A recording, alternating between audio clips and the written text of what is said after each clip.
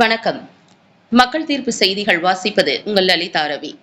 கோவை மாவட்டம் கோவை மாநகரின் இதய பகுதியான ஆர்எஸ்புரத்தில் உள்ள அருள்மிகு சித்தி விநாயகர் திருக்கோவிலில் 3வது முறையாக மகா கும்பாபிஷேக விழா நடைபெற்றது. கும்பாபிஷேக விழாவினை முன்னிட்டு அதிகாலையில் 2ஆம் கால வேள்வி பூஜை நடைபெற்றது. அதைத் தொடர்ந்து கோவிலின் கோபுரத்தில் உள்ள விமானங்களுக்கும் மூல மும்மூர்த்திகளுக்கும் புனித நீர் ஊற்றி மகா கும்பாபிஷேகம் பூஜைகளுடன் நடைபெற்றது. அருள்மிகு சித்தி விநாயகர் கும்பாபிஷேக விழாவில் சிரவை ஆதீனம் குமரகுருபர சுவாமிகள் கலந்து கொண்டு கும்பாபிஷேகத்தை நடத்தி வைத்து பக்தர்களுக்கும் பொதுமக்களுக்கும் அருளாசியுரை வழங்கி சிறப்பித்தார்.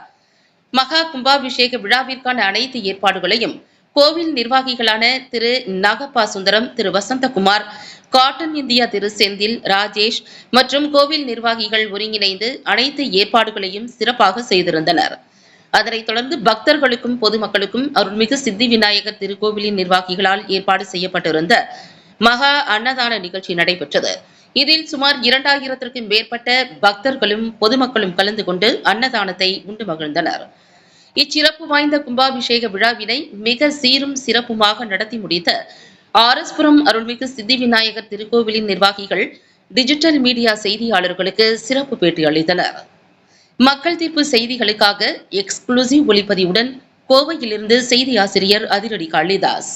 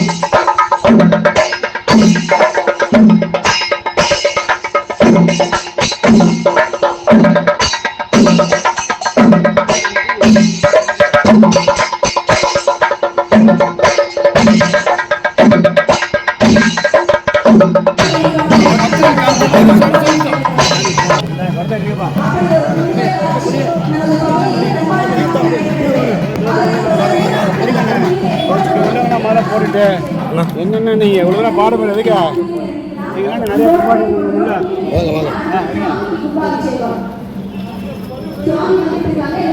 இதெல்லாம் எதுக்கு வாங்கியிருந்தாங்களா செய்ய விடாத விலைக்கு பண்ண அப்புறம்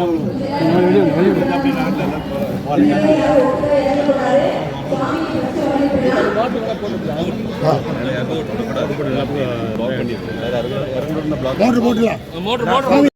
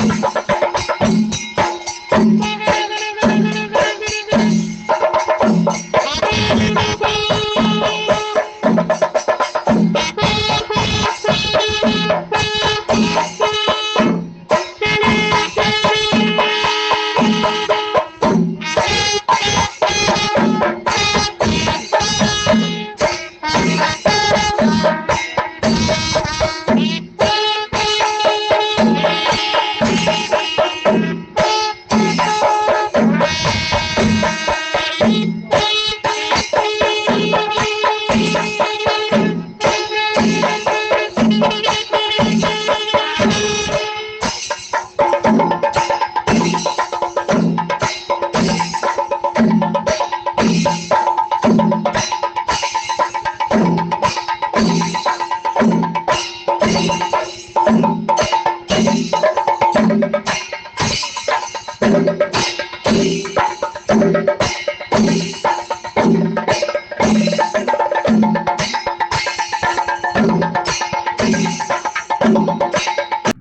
ஆர்எஸ்புரம் பகுதி மக்களுக்கு வணக்கம். நிகழும் இந்த கும்பாபிஷேகம் முன்னிட்டு இன்றைய தினம் மிக சிறப்பாக அருள்மிகு சித்தி விநாயகர் கோயிலுக்கு கும்பாபிஷேகம் நடந்தேறியது. அதுக்கு ஆர்எஸ்புரம் பகுதி மக்களும் அனைத்து கோயம்புத்தூர் மாவட்டங்களும் வந்திருந்து மிக சிறப்பாக நடத்தி கொடுத்தார்கள். அவர்கள் அனைவருக்கும் எங்களுடைய நன்றி கமிட்டியார் சார்பாக நன்றியை தெரிவித்துக் கொள்கிறோம். இந்த கோயிலானது வேப்ப மரமும் அரச மரமும் சேர்ந்து உள்ளது, மிகவும் பிரசித்தி பெற்றது. அதனால இந்த இதில் எல்லாரும் இந்த கோயம்புத்தூர் மக்கள் அனைவரும் பயன்பெறுமாறு கேட்டுக்கொள்கிறோம். இந்த கும்பாபிஷேகம் 1973 முதல்ல கும்பாபிஷேகம் நடந்தது, 2004 2வது கும்பாபிஷேகம் நடந்தது, இப்போ 2025 3வது கும்பாபிஷேகம் நடந்தது. உங்களுடைய அனைவரும் ஆதரவுகளும் இந்த எல்லாருடைய கமிட்டியார்கள் ஆதரவுகளையும் நல்ல விதமாக நடந்ததுக்கு மிகவும் சந்தோஷம் அடைகிறோம். வணக்கம். மத்தியானம் இந்த அன்னதானம் கிட்டத்தட்ட 2000 பேருக்கு அன்னதானம் பண்ணியிருக்கிறோம். எல்லாருக்கும் எங்களுக்கு கிருஷ்ணா ஸ்வீட்ஸ் 1500 லட்டு போட்டு கொடுத்துருக்காங்க. அவங்களுக்கு நன்றியை தெரிவித்துக் கொள்கிறோம். அகர்வால் ஸ்வீட்ஸ் 1500 பர்பி போட்டு கொடுத்துருக்காங்க. அவங்களுக்கு நன்றியை தெரிவித்துக் கொள்கிறோம்.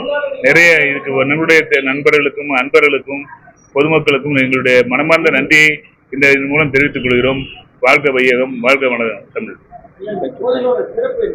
சிறப்பு தான் நான் சொல்றேன்ல, அரச மரம் வேப்ப மரமும் அரச மரமும் சேர்ந்து இருக்கு. எங்கேயுமே அந்த மாதிரி இருக்காது. வேப்ப மரமும் அரச மரமும் சேர்ந்து இருக்க கோயில் இது. நல்ல பிரசித்தி பெற்ற கோயில் இது. நம்ம என்ன நினைக்கிறோமோ அந்த நினைக்கிறத நடத்தி கொடுப்பாரு. நம்ம நல்ல மனசோட இந்த சாமியை வேண்டிக்கிட்டோம்னா கண்டிப்பா அது நல்லா நடக்கும்.